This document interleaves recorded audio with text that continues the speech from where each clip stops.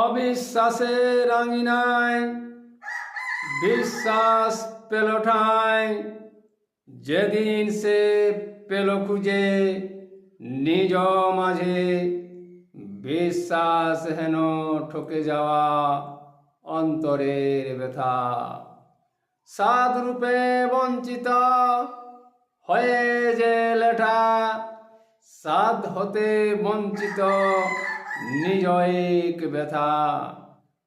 অবিশ্বাস বিশ্বাসে পরিণত সাধে, নয় বঞ্চিত সে তো এক প্রাণ পেল তাজা। আশার নিরাশ নয়, বিশ্বাসে নয় সে ফাঁকা। অবিশ্বাসের আঙিনায় বিশ্বাস পেল ঠাঁই।